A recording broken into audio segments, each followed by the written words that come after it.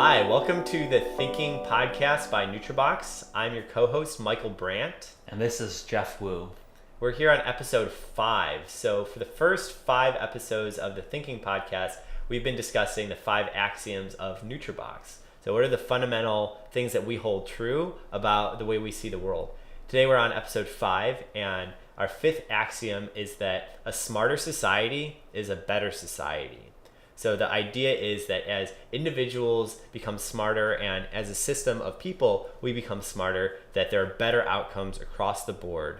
So we're going to discuss that today. Curious to start us off, Jeff, what do you think about a smarter society is a better society? Do we have any data that actually proves this? Yeah, yes, to put it simply, it's actually very surprising that, higher IQ is associated with lower mortality. And actually dozens of studies across multiple populations that show this. So this Scottish study tracking, kids from age 11 to age 76, and the results were striking. This was started in 1932. The results are pretty amazing. So 15-point IQ advantage translate into a 21% greater chance of survival. So to be precise, a person with IQ 115 is 21% more likely to be alive at age 76 than a person with IQ 100, which is average. So what can explain that? Is something that we're all asking and wondering. And I think there's 3 good hypotheses of how we could explain this. Why IQ is associated with higher IQ is associated with lower mortality. One, obviously, there's a genetic component with IQ. There's an interesting twin study that showed that measured twins growing up in different environments, and a lot of these twins had similar life expectancies and health outcomes, and that makes sense because a lot of the same genetic predilections for disease or behaviors, some of that is explained by your genetic component. Number 2 is that if you have higher IQ, potentially you're optimizing for better health behaviors. You're exercising more, eating healthier. You have a better grasp on reality, if you will. You're better in tune with how to improve yourself because you have a better understanding of how the world works. And lastly, an interesting hypothesis is that IQ is a way to just measure how well your body functions, right? If you're looking at reaction time or as a marker of how efficient your nervous system is, well, there's actually a study that showed that if you actually just look at the reaction time of humans as a reflection of mortality rates, a lot of the IQ effects are diminished, and a lot of it can be explained by how fast you're reacting to things, which is also a baseline way of how fast you can learn, how fast you can respond to incoming objects or flying cars, whatever. I also know that you've looked at also other interesting studies as well that define, hey, this is not just an opinion that, hey, smarter societies are better for longevity. I'd like to hear your data as well. Yeah, there's an interesting study by this economist, this guy called Gagas's, and he's from Turkey, and he wrote this paper called Economic and Cultural Correlates of Road Traffic Accident Fatality Rates. And what he did was he looked at how IQ and other environmental factors correlate with car accident fatalities. What he found was that IQ correlated negatively with road traffic accident fatalities, and he looked at other things too, like how does your income level, or how does your degree of stratification in society, how do all these different social factors connect to fatality rates? And one of the most interesting findings he saw was that that IQ correlates negatively with road traffic accident fatalities. And the idea there is that people are able just to organize better. They're able to have better foresight. They understand how systems work. They perhaps have better just raw reaction time. They're better able to foresee different eventualities when you're driving on the road, to be able to understand the 7 different things that might happen right now. The faster that your brain is able to compute and the more correctly it's able to compute, the better your chances are for surviving. Even things that are not your fault, they'll be better able to anticipate them and respond. Yeah, no, I think that's an interesting point, because I think no one really talks about, I think it's not obvious to a lot of people that, hey, I think it's a pretty surprising result that, hey, IQ, like this IQ is associated with longer lifespan. Yeah, I think it's surprising because we all know like the overly bookish person who's like super smart and like walks into trees or something. Like the person who's so smart, so book smart that they don't have street smarts. Right. And I think that's maybe a counter notion to this idea that a higher IQ might help you to live longer. Right. And I think in our colloquial definition, especially how we talk about smartness on this podcast and in general, I think that, you know, IQ is just one measure of how you can measure intelligence. Right. Right. You know, the theory of multiple intelligences, you know, EQ as a counterpart to IQ. Right. I think these are all facets of what it means to be smart. Yeah, I agree. I think that there's a lot of things that comprise being smart. I think some of the ways to define smart are, one might be a mastery of self, another might be a mastery of your environment, a better sense of reality. So these are things where IQ might help, right? If you understand complexity, if you understand systems and abstractions, then you might be good at understanding reality. But there's other things, like people are an important part of reality. So having good EQ that makes you smarter, that would also be part of the definition of what we would consider smart. So I think that's important, and it's worth underlining that like our notion of smart at Nootrobox is as broad as it can be, right? There's different types of thinking, and they're all valuable. Some people are very good at creative thinking. Some people are very good at being organized. Some people are very good at complexity, and these are all like different. There's literally different parts of your brain that are firing. Some people are good at. Everyone's good at different. Everyone is at a different level for all these different types of mind that they have within their head, and in aggregate, being smarter is going to give you just a more accurate like map of reality in your head, and you're going to be better able to figure things out. And I would say almost that like a lot of these different intelligences are built on the same underlying like raw cognitive measures. Yeah. Right? Like if you react faster, like my pure reaction time is faster, right? Like I can talk and respond to like your conversation better because I'm listening and boom, I know the perfect response to you. Or you know, I'm looking at a bunch of math equations. Boom, I can react to those numbers and those systems and like come up with the right solutions to those systems, right? Like that seems like reflective for both EQ type intelligence and IQ type intelligence. Yeah. And like inspection time. Oh, have I seen this pattern before in physics, or have I seen this type of personality before in a society, right? And in the previous time, this is the interaction I had with someone who's very type A, and this was a scenario, and this is the interaction I had with someone that's more type B, and this is the outcome. That's like pattern recognition, right? And like playing chess, it's all in playing Go. It's all about pattern recognition. Like, hey, this pattern of sound waves meant this thing in physics, and I think pull out signal from there. I think this is a really interesting point. This is something we talked about for a while yesterday. At its deepest, at the most core level for EQ and IQ and these different types of being smart, at their most core level, is there really a difference? If the universe has a finite number of logical relationships and a given domain, we're just plugging in nouns. So we're saying like A is part of B or A causes B. There's only a finite number of those such relationships that can exist. A subset of B, yeah. Yeah, A subset of B, a cyclical relationship, right? There's a set of these relationships, and when you look at a computer system, it's one way. When you look at a social situation, it's another way. But it's still like just your ability to quickly perceive things, to quickly categorize things, to quickly pattern match exists like past solutions. And I think that it's actually a really good question. I'm curious what people have to think who are listening, because I think that there's this idea, hey, like when you're being social, it's more creative than when you're doing math. But I think that's not necessarily true when you actually inspect it, because someone who's mathematically bright, they're dealing a lot with intuition. They've maybe trained for like 10 years, 20 years. There's a lot of intuition, and then there's a lot of solution to that physics problem. Yeah, there's very creative, and it's the same way that like a very charismatic person might work a room, right? Where there's some like system. It's not exactly explicit. You can't replicate what that person is doing. Like there's some. But it's observable, right? Like they have strong eye contact. Right. Like they're. Like they can recall like, hey, a certain anecdote, inside story that they had 5 years ago. I would say like traditionally like rote type skills, right? I can memorize like every single interaction I've had with everyone for the last 10 years. Yeah. Right? You can recall that really well. Hey, like maybe this guy seems very smooth. He remembers people. He likes me.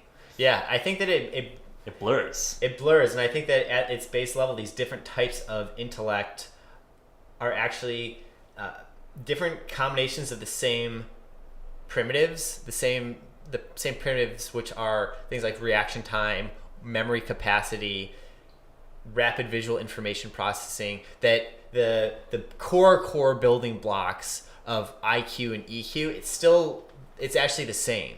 And that if you took different people and exposed a lot of what accounts for the differences that people have is just what they've been exposed to and what they've practiced, what they've gotten their 10,000 hours in. Like, if you spent 10,000 hours in this domain or that domain, you're going to be better at this or that. But if you go back in time, it seems like any kid, any newborn has the potential to be, top 10% at EQ, at reading a room, at being charismatic, or top 10% at math and computers, right? Clearly, there's probably some genius encoded in your DNA, but you can train a lot of these primitives. Yeah, absolutely. And so I think it's a reason for hope when we're saying like better brains for better society, that a smarter society works better. I think it's good for us to clarify that we mean like all these different types of smart, that we actually see them as all very similar. Like a creative artist is more similar to a creative mathematician than different. Yes. That art and math might be very similar. So. And then we're seeing like, hey, when we're saying better brains for a better society, it stands to reason that things like the GDP goes up, right? You have more smart people that are contributing to society. And one key thing that's interesting there too is I think that a lot of organizations, the people who run them are kind of bandwidth constraining the whole organization. Like the president of the United States or the CEO of a company, like they only have 24 hours in their day, and a certain number of things have to go through them, and the more things that they can process at high quality, the better. Like there's always a bandwidth constraint at the top of organizations, but even at a restaurant, at any, there's all these, society is comprised of all these organizations, and I think that if you start having better the person that runs the corner store better, the person that runs the bus system better, the person, you have better journalists, you have all these people who are bandwidth constrained, where if they were able to do more, the entire system that they run would work better. Yeah, like these are sort of like central nodes. These nodes that like block things from moving forward. Yeah, and I think there's a lot of people like these that. nodes have high leverage, right? Because like they're sort of blocking multiple people's path of moving forward of progress. So if you unblock people at these central nodes, we can improve society better. Yeah, I think one thing that I want to sort of dive deeper into is this notion of like grasping reality better. I think we talked about how if you're smarter, you can understand reality better. And I think the way I think about that statement is, it's, if you can understand reality better, you can manipulate it, understand it, and take advantage of it. And as biological systems, all of us, how from like an evolution, natural selection perspective, what that means is that you should ostensibly be able to breed and be more healthier and pass those characteristics off to your offspring. I think so. If you're smarter, you should understand reality better, and if you can understand reality better, then you should operate in that reality more efficiently. And if you can do so, then you should be able to breed and spread your ideas and spread your genes in a more rich and populous way. Yeah, I think some just basic examples would be helpful, like the idea of a better sense of reality. I think in order to understand reality better, how could you show that that's true? I think look at just classic science, the way that science takes place, where if you have a hypothesis, or if you have actually a theory and it makes certain predictions, then you can judge the merit of that theory based on how often do those predictions come through. Mm-hmm. So you have like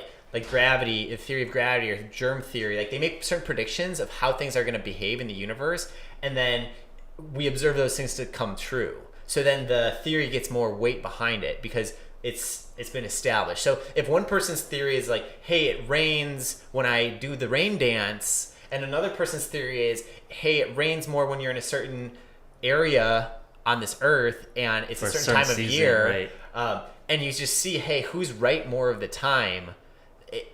That's what we mean by a better sense of reality. There's like things that are going on, like meteorological patterns, and if someone wants to say, hey, no, it's rain gods, cool, like you can say there's rain gods, but that's not giving, that's a worse sense of I reality. can predict weather better. I can grow more crops. Right. I can feed more of my tribesmen, and therefore my offspring will be healthier, stronger, and I can take over your tribe. Right? It's like a better understanding of reality. I think it's good to that connection is good to see, just like a better perception of what's going on, a better like deeper resolution when you're in social context, deeper resolution about what everyone's thinking and feeling and motivations are and the power dynamics of what's going on.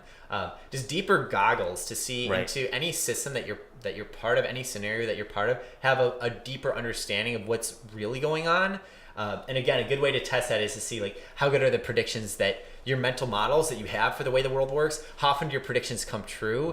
Right. And the more that they come true, the better your fitness is, the better your chance of survival, the better when you pass those down to your kids, the better they'll survive. Yeah, I think the better that society does. Right, and I think that opens up like a broader question around like a lot of decisions, if they aren't made with, that sort of systems like, smart thinking, then they're just making like non-optimal decisions. Right. Like if someone's judgment or perception of the world is like non-logical, they have like certain dogmatic beliefs that aren't tied to reality, then obviously your decision making is going to be based in some fantasy land.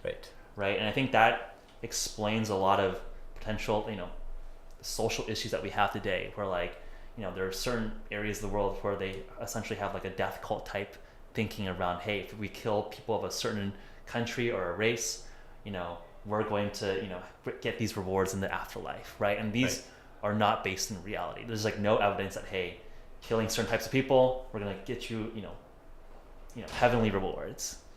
And if you have that system as your framework, you can logically be like, okay, and then therefore like doing suicide bombings is optimal for me. And that clearly seems like it's a worse society when the base axioms are not tied to reality. Like, and one, you're damaging like not just yourself but like society around you. And I think what we want to do and what we want to promote is, hey, let's all have stronger grasps on reality by being smarter, and therefore we can create societies that work better for everyone. In a measurable way. And I think that happens a lot. And I think it's also important to stress that better brains for better society, it means a lot of things. There's a lot of ways of affecting that, from education to job opportunities to like ways that people can express their identity in more meaningful and constructive ways. And then nootropics are also part of this world, right? Where there's basically a lot of things that can affect this system. Like human enhancement is interesting in conjunction with a lot of other things. And I think that's important to just recognize that we're super pro enhancement. We think about it all day, every day, but we also understand that we're in this like education, like we're in a larger system where like education is important in social, historical context of like, if certain races or groups are subjugated, like, that's another reality constraint on that system. And that in general, we're long on better brains as a better society. The reason that this makes our axiom list is because we think that there's a lot of things that are wrong about the world. Like there's a lot of things that are not good, in that generally if people are smarter, if people are behaving more rationally, more optimally, if individuals are more intelligent, then society gets better on so many of these other things. It fixes a lot of the,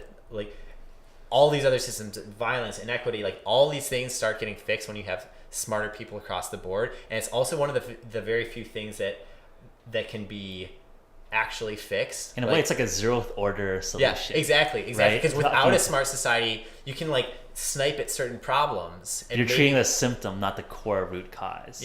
Which a lot of it's like, hey, like, again, amongst one of them, like people aren't super rational. They don't have a tight grasp on reality. I want to be a devil's advocate here. What do you think of like the trope or the notion that, hey, ignorance is bliss? Maybe like I just don't want to be scared by like terrorist attacks, or I don't want to be stressed out about like a very demanding job. I want to have like my nice idyllic farm with my wife or with my husband and with my pet dog and like living off the land. What do you think of that notion? Well, I think it's a nice position to be in. I think it's important to remember that if you're in that position, you're probably still benefiting from a smarter society.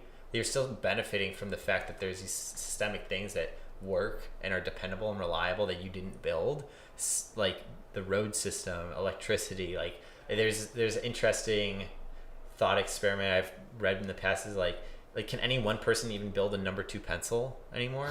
Like the graphite is taken from some place, the wood is taken from some place. It's like there's different manufacturers it's brought to along the way. Like no individual person can make a number 2 pencil, let alone all the other things, let alone a computer, right? Let alone all the things that we use in our lives. And so we're dependent on this system, and the system is comprised of smart people. So you're part of the game of where like a better society, better what if brains I'm like make totally a society hermit? better. What if I'm totally a hermit? Maybe I just literally, make my clothes out of like leaves, and I farm my own crops, and I tend my own sheep, and have my like hunting dogs with me. Yeah. And like I milk my own cow. I mean, I would say that my argument there is that you're still being protected by broader society.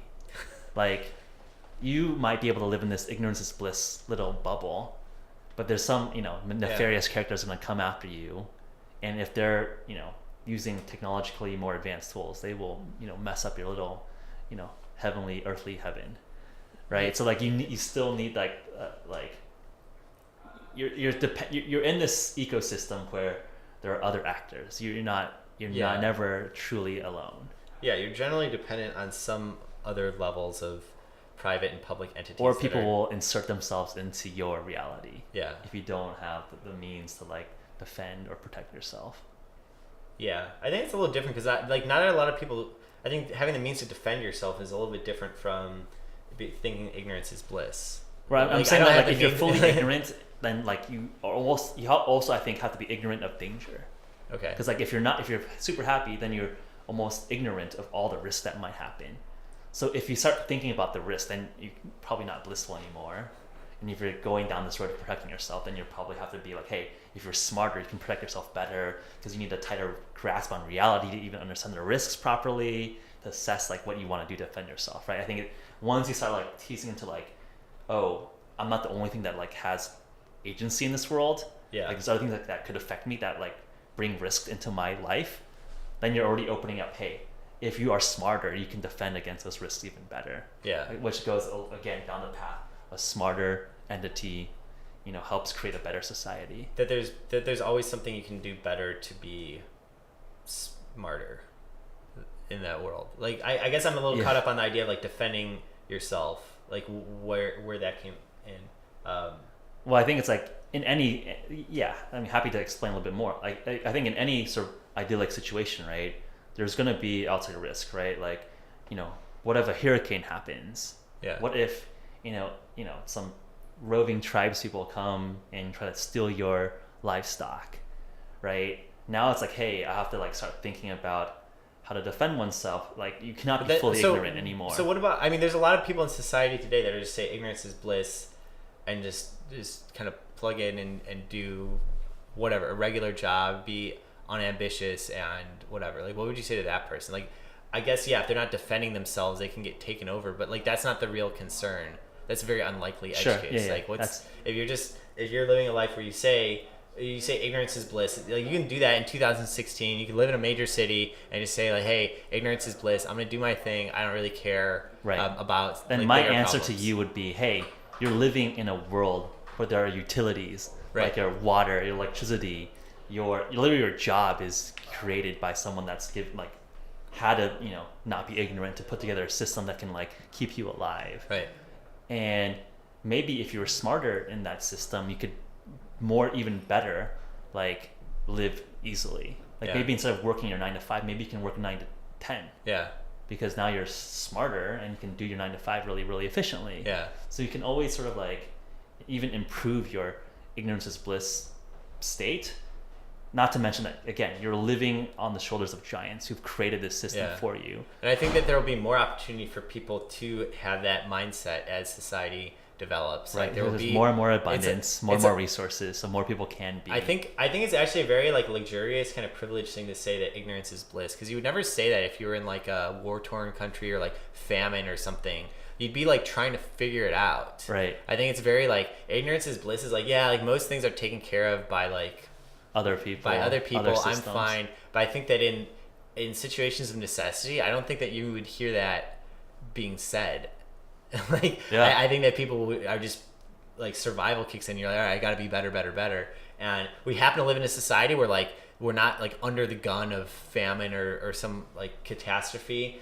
So people do have the ability, and it's good. It's like society's generated wealth and luxury to where people can have that attitude and not die tomorrow. Like people can say, "Oh, ignorance is bliss," but I would still say it's a privilege, and it's something that's built by the fact that better brains have made a society. Yes, people like before that. you with smart brains made it for us. Right. You're living off the largesse of our ancestors. And that it's even that type of thing becomes more possible as we have smarter, better systems thinking.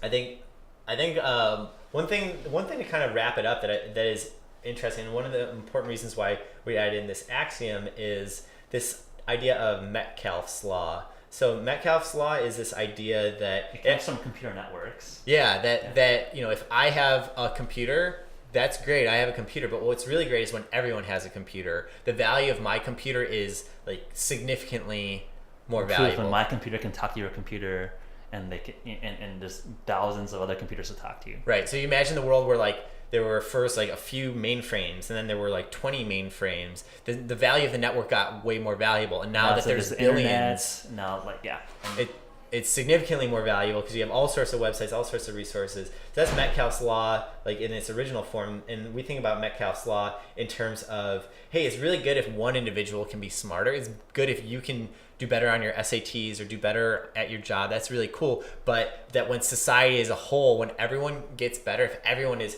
20%, say, more performant, then you start to see some second order effects. They're really interesting. Yeah, no, I think that's a great closing point. And this is the homework thought experiment for everyone that's listening. Imagine if you've seen Bradley Cooper's Limitless. In that movie, only he was like this genius. What if the entire society there were Bradley Cooper level smart? Right. What kind of world would that look like? Yep. And we'll leave you guys with that. Find us on, again, on SoundCloud, YouTube, iTunes. Subscribe. Give us comments and feedback. Again, it's always a pleasure to talk, and it's even more fun when we have questions and live conversations with all of you guys. Thanks.